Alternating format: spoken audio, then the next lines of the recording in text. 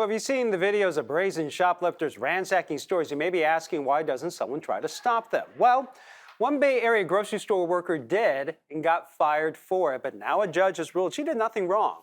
John Ramos has her story.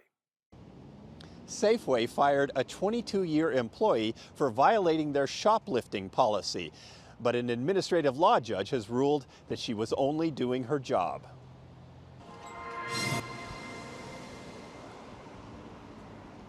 Antoinette Baez worked at this Safeway store in San Mateo, and her attorney, Neil Eisenberg, said she knew the company's policy about not touching or pursuing people trying to shoplift. She had that drilled into her. She knew that you don't do that. And she also was told, "Thou shalt not steal." On February 2nd of last year, Antoinette noticed a woman with about $500 in groceries at the self-checkout machines. She offered to help her but was refused. Later, after clocking out, Antoinette noticed that the woman was trying to leave without paying and tried to stop her by holding onto the bags she was carrying. Another worker came to help, and after the woman took a swing at Antoinette, she finally left the store. After reviewing the incident, her store manager said Antoinette acted appropriately. 3 weeks later, there was an anonymous phone call complaining about her. It went to the Safeway Board of Directors, and in their infinite wisdom, they fired her because she touched the bag. After her termination, Safeway refused to pay unemployment benefits, claiming she was fired for misconduct.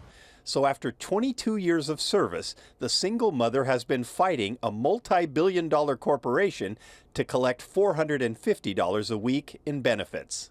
Well, I've been in practice for 54 years, and this is the cruelest case I've ever seen involving an employee.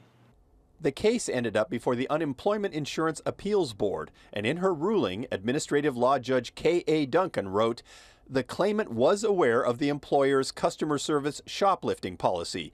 She was not aware she could be terminated for performing her duties while on or off the clock and without a warning." They said she didn't know she could be fired for doing her job. Safeway did not appeal, so the decision is now final, and the company will have to pay Antoinette's lost unemployment benefits.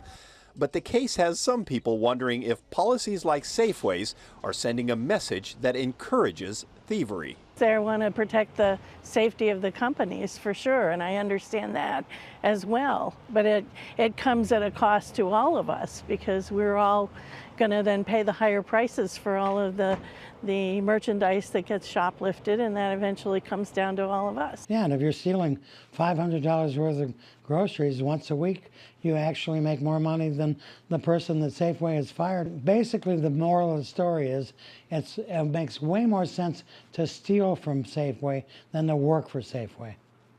Eisenberg says he will be filing a wrongful termination lawsuit. Antoinette last worked on March 6th of last year. She is still trying to find another job. Well, we reached out to Safeway. The company has not returned a request for comment. Coming up in our next half hour in CBS News Bay Area, more election coverage as Super Tuesday proved to be a big night for both President Biden and former President Trump in the race for the White House.